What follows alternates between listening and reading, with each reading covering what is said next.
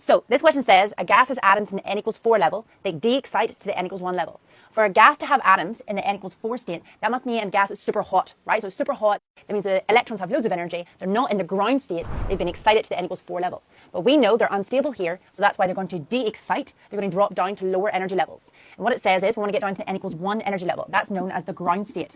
So it says how many frequencies of light can be observed. So we know the easiest one that can happen is the electron can just drop straight the way down to the n equals 1 energy level. And when it does that, it's going to emit an energy of light that's going to be equal to that energy level gap.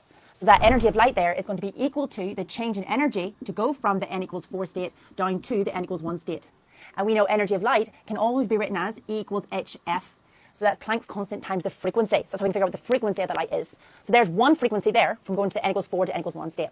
But there's other things it can do, right? It can go from the n equals 4 down to the n equals 3.